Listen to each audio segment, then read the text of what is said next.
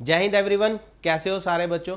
तो एक बार फिर से मैं आप सभी के सामने एक इम्पोर्टेंट वीडियो लेकर आया हूं जो एग्जामिनेशन पॉइंट ऑफ व्यू से बहुत ज़्यादा ज़रूरी है।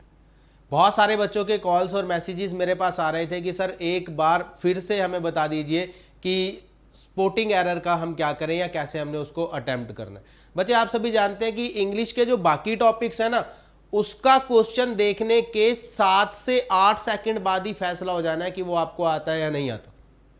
इसमें सिर्फ एक टॉपिक ऐसा है जिसमें आपको बहुत ज्यादा दिमाग लगाने की जरूरत होती है और वो टॉपिक है आपका स्पोर्टिंग एरर्स। अगर हमें वो टिप्स पता है कि हमें किस तरह से इस टॉपिक को अटेम्प्ट करना है तो ये टॉपिक आपके लिए एक वरदान साबित होता है। और बाई चांस अगर हमें ये ना पता हो कि हमें कौन कौन सी विशेष बातों का ध्यान रखना है इस टॉपिक को अटेम्प्ट करते हुए, तो ये टॉपिक हमारे लिए काफी ज्यादा हानिकारक भी साबित हो सकता है। नेगेटिव मार्किंग की अगर बात करें तो सबसे ज्यादा नेगेटिव मार्किंग का कारण आपका स्पोर्टिंग एरर का ही टॉपिक होता है। तो इस पर हम लोग बात करते हैं। बच्चे स्पोर्टिंग एरर के आपके पास 10 क्वेश्चंस आने और जितनी बढ़िया तरीके से आपने इसकी प्रिपरेशन करी हुई है, जिस बच्चे ने सारे इसके कंसेप्ट्स को पढ़ा हुआ है, उसके लिए इस टॉपिक को सॉल्व करना कोई बहुत बड़ी बात नहीं होगी।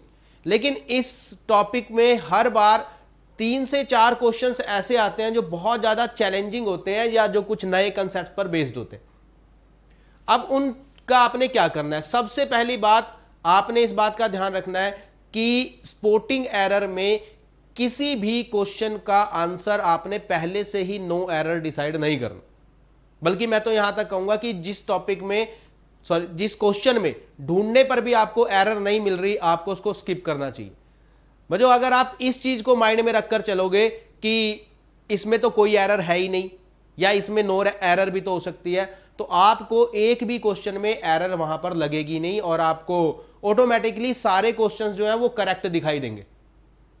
आप ऐसा करके देख लेना अगर आपको मेरी बात का यकीन नहीं है तो आपने क्या मानकर चलना है कि ये जो 10 क्वेश्चन मुझे दिए हैं ना, इस टॉपिक का नाम स्पोर्टिंग एरर है। इसका मतलब क्वेश्चन के अंदर एरर है और मुझे 101% उस एरर को फाइंड आउट करना।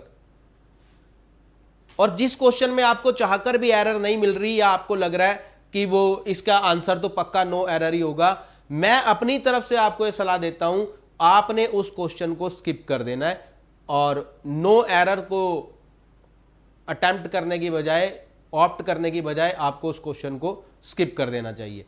अगर आप इस तरह से करेंगे और इस 10 क्वेश्चंस में से बचे अगर आप 7 to 8 क्वेश्चंस भी इसके करेक्ट कराते हैं तो बहुत बड़ी बात है, आपकी नेगेटिव मार्किंग जो है वो बच जाएगी। ये सिंगल टॉपिक है इंग्लिश का जिसके ऊपर आपकी सारी जो गेम है वो टिकी हुई होती है। जो हमारे स्टूडेंट्स हैं, जो टीम अर्पित के स्टूडेंट्स हैं, ये बात मैं उनको अक्सर क्लास में भी बताता रहा हूं कि किस तरह से आपको स्पोर्टिंग एरर को डील करना है। तो बच्चों आई होप आप सभी को ये वीडियो पसंद आई होगी और इस बात का आप खास ध्यान रखेंगे कि इस टॉपिक पर ही बेस्ड है सब कुछ कि आपका इंग्लिश का पार्ट कैसे जाने वाला है। तो लग जाइए अपने काम पर, कर दीजिए फटाफट से इस वीडियो को शेयर और ढेर सारे लाइक्स भी चाहिए इस पर, और कमेंट में जरूर लिखिएगा कि कैसी लगी आपको ये वीडियो, क्योंकि उसी पर बेस करता है कि कितनी जल्दी हम लोग एग्जाम से पहले आपके लिए कुछ ना कुछ नया सोच रही है सारी टीम ना। जैसे ही कोई नया आइडिया दिमाग में आता है, चाहे वो प्रवीण सर है, अर्पित सर है, सन्नी सर है, कार्तिक सर है, कोई भी है, जैसे ही कोई नया आइडिया हमारे दिमाग में आ रहा है ना, तो हम कोशिश कर रहे हैं आप तक उस आइडिया को पहुंचाने की कोशिश कर रहे हैं कि आप तक हमारी रीच बनी रहे, हमारा कॉन्टैक्ट जो है वो ना टूटे। बच्चे को ऐसा ना लगे कि एग्जाम से 3 दिन पहले ही हमारे एजुकेटर्स ने हमारा साथ छोड़ दिया। बच्चे हम आज ही आपके साथ हैं, एग्जाम के बाद भी, आपके रिजल्ट आने के बाद भी। ठीक है जी, तो ढेर सारी शुभकामनाएं पूरी टीम की तरफ से। आपको जल्दी से मुलाकात होगी आपसे अगली वीडियो में, तब तक के लिए सबको जय हिंद।